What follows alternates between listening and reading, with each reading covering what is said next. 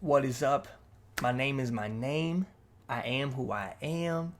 And welcome into, what is this, the temple? The podcast temple? I'm the greatest. I've been the greatest. You just hadn't seen me on YouTube yet, man. Now, the reason I have this hood on, okay? I'm going to be honest with you. I'm not a self-conscious guy, right? And I've been drinking the waters.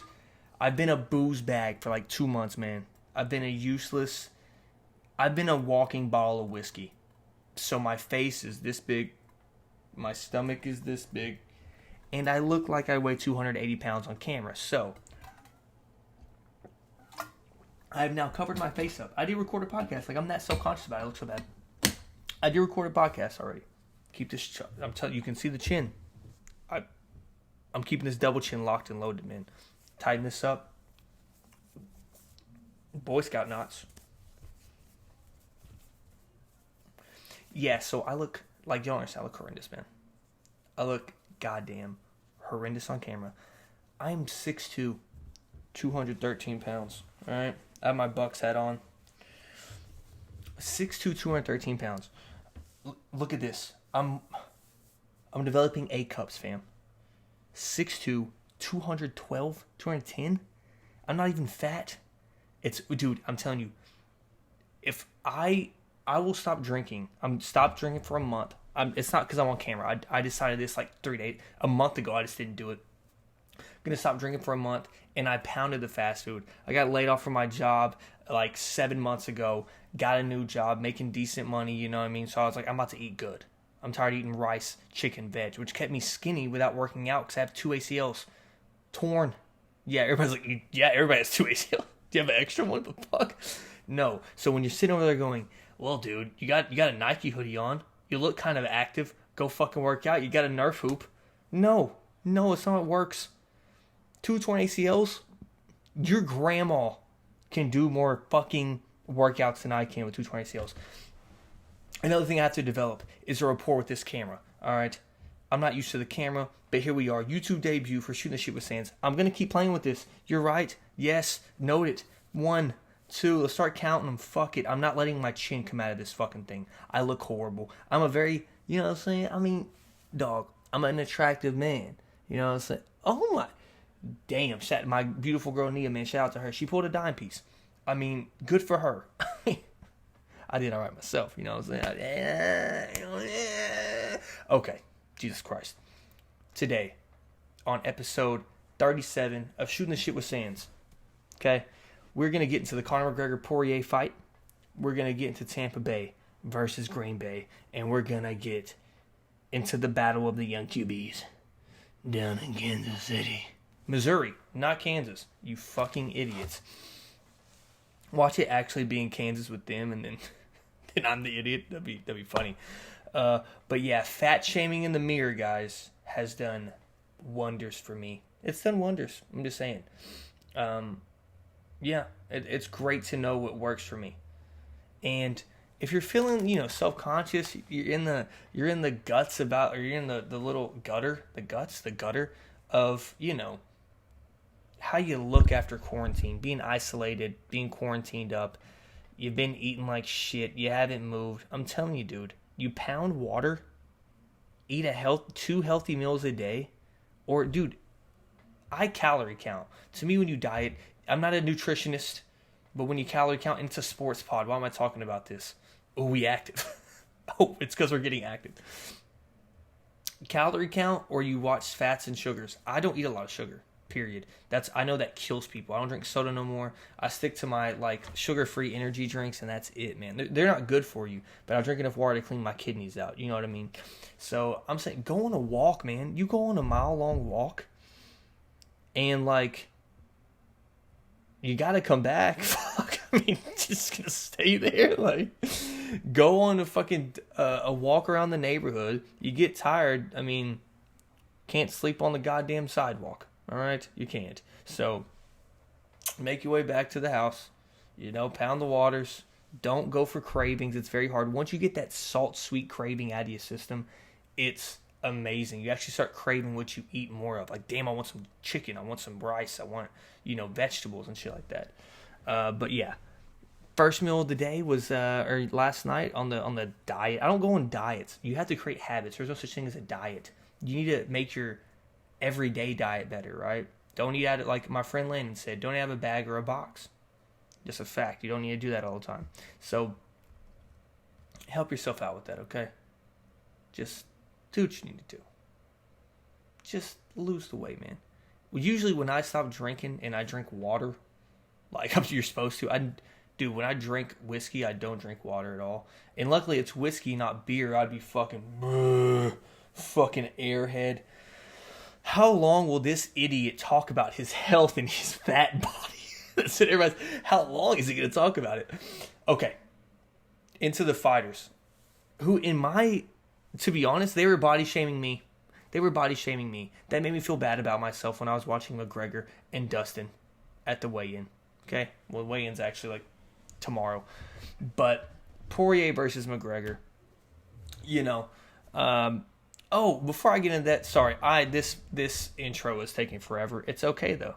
We're all here. Y'all know how I do, unless you're new to the program. So this podcast, man, I'm gonna give y'all a recap.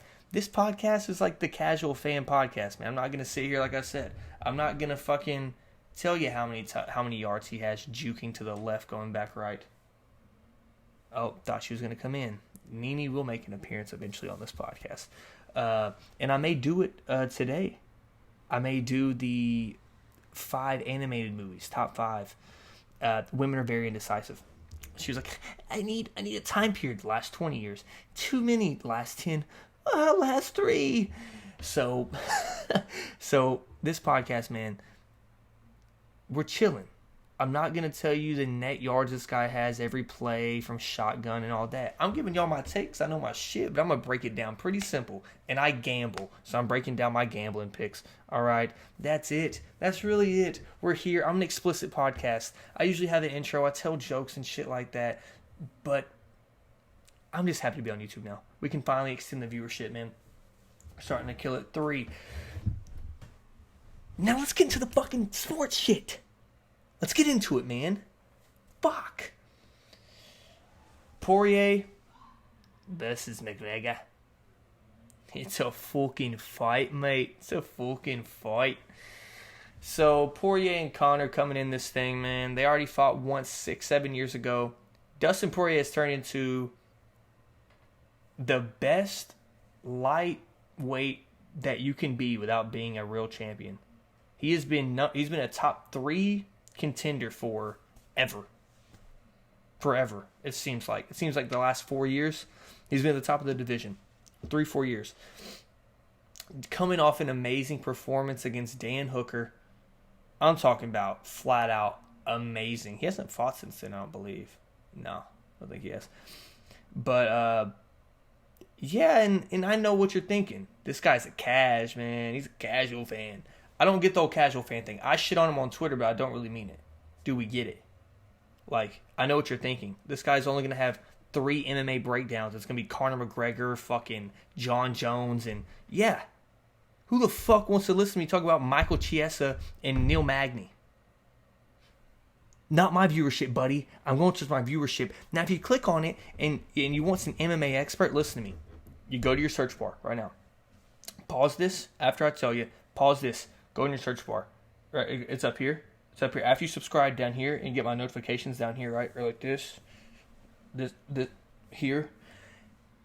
You go up to your search bar and put in Luke Thomas MMA breakdown. He'll break down all the fights for you. I'm not a fucking expert, okay? I'm not a goddamn MMA coach. What do you want me to do? I'm going to tell you what I think is going to happen. On this fight night, this Saturday, what we're going to see is a man get knocked out in the first 4 minutes, and it's not going to be Conor McGregor. Dustin Poirier says he wants a war. You do not want a war. A war with Conor McGregor means you're not touching him. You're not going to touch him, man. I promise you won't. And if you want proof of that, a guy with a chin like Dustin, 6'7", a guy with a chin like Dustin, y'all like the new one? Hey, that new Bucks hat. A guy with a chin like Dustin was Eddie Alvarez. Eddie Alvarez, well, I wouldn't say chin. He can survive. Eddie Alvarez was a champion. Everybody called him the Underground King. Everybody has finally stopped underrating Conor McGregor after that, in my opinion. in my opinion. Wait. Nia? Sorry. Interrupt. I'm telling you. I live a regular life. I live with my girlfriend. Beautiful woman. She's going to interrupt the podcast sometimes, guys. It is what it is. I need to put a paper outside that says recording in progress. Anyways. Back to the breakdown. Now I'm distracted. I need to settle in. Back to the breakdown. So, y'all finally stopped underrating him after that performance, I believe. He went to go fight Floyd Mayweather. And he lost to Khabib after that. And I think we finally realized his hardest matchup is Khabib. And that's the only guy to me in the UFC in his weight class that can beat him. I want to see him go up to 170 more and see him challenge that. But he says he wants a little stint at 155. And that's his key weight, man. That's his prime weight. One of the greatest UFC performances I've ever seen, if not the greatest, most flawless performance was Conor McGregor versus Eddie Alvarez, UFC 205. We're talking 8 minutes of excellence. Like, range, back, not getting hit, getting tapped on his nose. Shit like that, man. It's insane what that man can do when he puts his mind to it. And that was the ultimate Conor McGregor, and I think we're going to see a better one against a great fighter in Dustin Poirier, who can take a hit. He can take a hit. But like we've seen before, those guys that can take hits get... Firas Zahabi calls it the touch of death. And I can't disagree. This dude has something in that left hand. It just takes the soul out of you. Just... dead. Knocked out. Clean. So, I think he gets Dustin out of there quite quickly. 4 minutes. The over-under is 2.5 rounds. Go while you can to the motherfucking gambling, wherever you go, and juice it up. Juice up the under 2.5. I promise you, juice it up, man. Just throw all your money on it. He's going to get canned. He's going to get knocked out. Donald Cerrone fight was 2 rounds still. You know how insane that is? Donald Cerrone, people thought he had a chance because he was at 170. Stop. Stop, man. Conor has gone from being considered a talker, hopefully, to an all-time great fighter, which is what he is. He's an all-time great mixed martial artist. Just a fact. Just a fact. Oh, God. The titties. Ew. Today's A cup. Okay. Now, on to football, guys. Got to talk about some NFL. I know those NFL fans are waiting for me to talk about it, as you saw my UFC breakdown, right? Jesus Christ. Let me exit this. My video is getting a little laggy, Exit, I have all my shit on here. I have 2 laptops. Using my girl's laptop. Look, it fixed it instantly. So, Green Bay versus Tampa Bay. Yeesh. Tampa Bay is a 3-point underdog. If y'all don't know, I'm an actual Tampa Bay fan. I know, man. Once again, Miami wins the championship. I love Miami Heat, right? Yeah, never been a fan before that. Never, nah. Tampa Bay gets Tom Brady. I know. Not a real fan. I know. Well, who else does he root for? The fucking Yankees? Oh, fuck you. And Conor McGregor? He loves Conor McGregor? Yes, I do. Why is it uncool to like people that win, right? I'm not a fucking bandwagon, by the way, you idiot. Settle down. Tampa Bay, you weren't with us.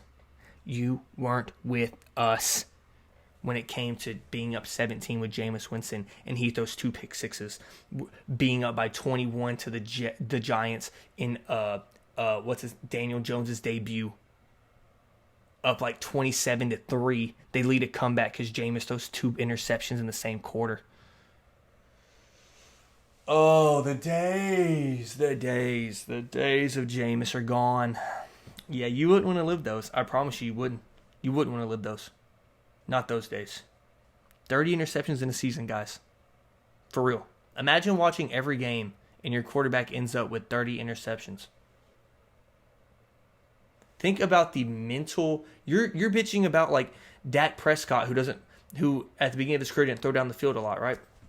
You're complaining about that not taking risks. How about a guy that takes a risk every time he snaps the ball?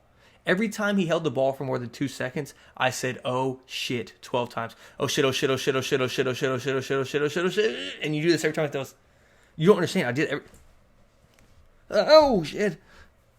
Dime, dime, dime, and then it's like he throws to a middle linebacker, literally just staring at him like, "Hey, I'm right here, wide open right here. Yeah, thanks." And then the next drive, he throws like a 30-yard pass in between 4 defenders in the window the size of this fucking water bottle lid. You tell me. Oh, God. But anyways, let's break this down, okay? Not a bandwagon, man. My teams just came out of nowhere. All right, the Heat got Bam and Jimmy Butler. Jesus, look at us now. NT Harrow and Duncan and all them, man. They came out of nowhere. And by the way, I'm a very honed-in NBA podcast. If you don't know, my shit is NBA. So wait for the NBA stuff to come around, honestly. But if it's NFL playoffs, you have to talk about it. You just have to. It's the most watched sport on the planet other than, well, in the U.S., not football. You know what I mean? So Tampa Bay, Green Bay. Goddamn, Hunter, will you get into the game? Tampa Bay 3-point underdogs. Betting the house on it. Shouldn't. The over 51, I'm confident in it. I really am. And I'm betting that too. I think it's going to go like this, man. I think we're going to show up to Lambeau. And the frozen tundra is like very intimidating, right? To most quarterbacks in the NFC. Not to Tommy, man. Not to Tommy. You know why? Because he played in New England for 20 years. And he played in a lot of freezing cold games. A lot. I think his record in under 32-degree weather, he's like 15-2 or some shit, some wild record in under freezing weather. And I just see us making them one-dimensional. And I think we've done that to a lot of opponents. We did that to the Redskins, who had one of the best running back duos in the league. J.D. McKissick and Antonio Gibson were amazing. Antonio was hurt, yes. But Taylor Heineke also was balling. We made them one-dimensional, but Taylor Heineke was hooping. We made Drew Brees and them one-dimensional. Look what happened. Plays were being made. And I think that's what happens with Aaron Rodgers now. Making Aaron Rodgers one-dimensional is much different than making any other quarterback one-dimensional other than like Patty Mahomes. When you make guys one-dimensional, that dude can make the throws. But I'll say this. Who's beating our corners other than Devontae? They have fucking soldiers in the Spanish war names. Equinescent Brownhill. Marquez Valdez Scantling. Like, what are we talking about? Alan Lazard here for the war. This Game of Thrones bullshit. Cover the chin. You think I'm scared of those clowns? I was going to call them cunts. I just said it. You think I'm scared of those clowns? I don't think so, buddy. No. No. Never been scared. If we can lock up Mike T, we can lock up those guys with Carlton Davis. I will say this. I'm going to keep covering the chin. Get over it. My cheeks are even chunky and shit. Yuck. My skin looks good, though. It does. I got a little breakout from the mask, but I'm telling you, man. I've been working on myself, bro. Tuck that chin back in. I just see us making a play. And I see Tom Brady doing what he's done the past, a lot of games against not so good defenses. I think that they have a Seattle-type defense where, even though they're way better, right, they have a couple talented pieces that are put together. But as a whole group, I don't see them being that elite. I think Kenny Clark has had kind of a season, I think he can be a factor. You know what's going to be the biggest factor, though, is Vita Vea coming back. I see us running the ball well. I see them not running the ball well. Once again, I do not subscribe to playoff nicknames, by the way. I will never, ever tell somebody. I keep looking at the mic. See, I'm used to looking at the mic. I will never, ever get into playoff nicknames. You know why? Y'all know who I shit on. The human urinal. Pissy Pants P. What I call him? Pissy Leg Pants Paul George. Green Leg George, because he has piss all over his pants. Do you want me to go further? How many do you need? Okay? Pissy Pants P. Pisses his pants everywhere. Playoff piss. That's why you don't name yourself that. Next thing you know, Lenny's going to go in there and he's going to fumble. He's going to fumble.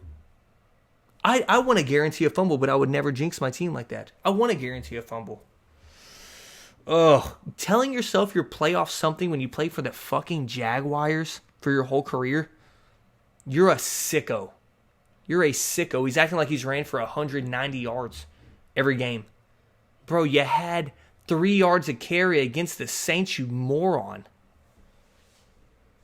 Playoff Lenny? The fuck? Jesus, are you an idiot? It's like Carson Wentz saying he's playoff Carson. Winner wins, man. Like, no, you didn't play a game. You have a ring for no reason. Get out of town, please. Philly coaching hire was trash, by the way. Who is this guy? Never called a play in his life. Offensive coordinator, but I'm not a play caller. Like, good God. I learned from Frank Reich, and it's going to help us with Carson. No, it's not. No, it's not. But to end the recap, I see us making them one-dimensional. I see Aaron Rodgers making a mistake. I do. I know. What? And I see Tom Brady chopping down the field. We'll punt a couple times. I don't see him turning the ball over. Him, like I said, Lenny's probably going to fumble. I'm telling you, he's probably going to fumble. And I see the overhitting. Final score for that game, 28-24. Buccaneers overhitting by a point. Okay? They will go to the Super Bowl to face the next team, or the next winner of this game between these two teams. That's how a game's played. You play two teams. You play each other. Okay? And then that winner goes on. That's how the playoffs work, okay? Simple Man Podcast. Just kidding. I'm not going to treat you like you're an idiot, but you are. Kansas City, 3-point favorites. The over's 54. Over's hitting. Like, it's hitting. What defense? These defenses can't stop a nosebleed. Every time somebody plays Lamar Jackson in the playoffs, we think their defense is elite. I knew that back end of that Titans defense was not that good. I knew it. And then they show up this year and we got the Titans, the real Titans. I think it's going to be the same way with the Bills, even though they do have a good back end. Not denying that. They kind of like, hey, beat us. Like I said, a lot of spies, all that. I think I have a formula for football, right? My formula for football is bro math. How much better is your offense than that defense? How much better is that defense better than your offense? Vice versa. And that's who wins. I have so much respect for that Kansas City offense, but I don't know if I can say that their defense is more talented than the Bills. Like, how do I say this? This is about to be a brain fuck right now. The Bills over the Kansas City defense, the difference between those two is bigger than the difference of the other. Kansas City over the Bills defense. That being said, I don't go with my formula all the time. Sometimes the equation goes to undefined in math, and that's what that is. That formula is coming out to undefined to me because I can't pick my other philosophy. You don't pick against all-time greats. You don't pick against the best. You don't pick against the better quarterback in the game. And I did do that with Tampa Bay and Green Bay, but it's a difference because that team has a top 5 defense. You give Aaron Rodgers Tampa Bay's defense, they're probably 13-3, 14-2 this year, and we're the Super Bowl favorite. Don't even worry about the weapons we have, one. If he got our defense with his offense, it would be a wrap. You know what I mean? Like, there's no question who's winning the Super Bowl, in my opinion. Remember, this Tampa Bay defense made this Kansas City offense punt 4 times in a row. 3 and outs. 3 and outs. 4 3 and outs in a row. Kansas City, to me, wins this game. It's going to be a high-scoring one. It's going to be a fun one to watch. I think Patty Mahomes makes some miracle plays. I think Kelsey goes off. I don't know about Tyreek with Tre'Davious White out there. Okay? And maybe they put Jordan Poirier on Travis Kelsey to make it harder. But you can't. You know why? They're going to throw deep to Tyreek Hill. You can cover Tyreek Hill for the first 15. What are you doing the last 30 is what I'm asking you. How can you cover him the last 30? Stop looking at the mic. I got to stop looking at the mic. I'm sorry. I'm a podcaster. I'm not a YouTuber.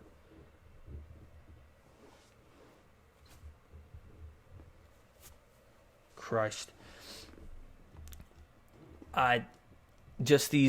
These offenses are going to be fun to watch. I think these games are both going to be entertaining as shit, actually. I got the over in both, but in this one I got the favorite. I got Kansas City winning, man. I do. And I have no problem with that. I have no problem with saying that with confidence. I think Josh Allen's in a rhythm. I think Patty Mahomes is going to go out there, even if he thinks his name is Petey Mahomes. It does not matter if he's seeing quadruple. It does not matter. None of that shit, man. It does not matter. They're sending him out there, and he's going to play. He's just going to play. He's going to play. So, to me,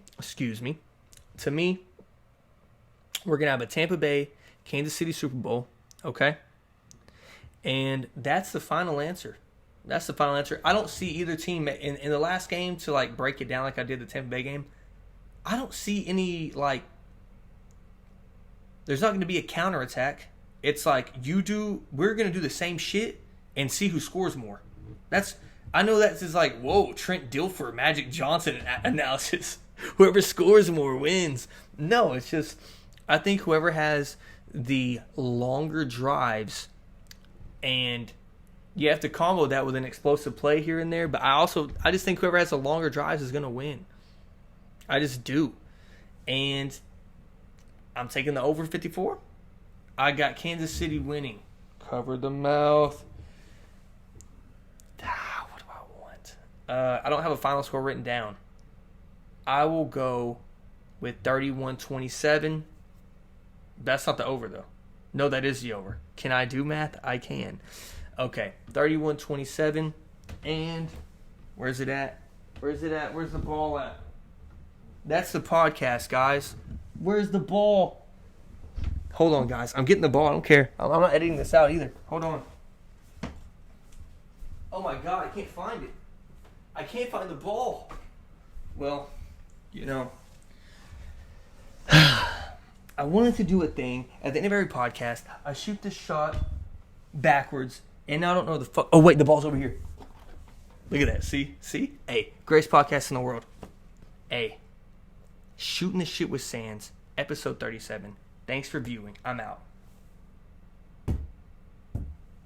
Fucking airball, bro.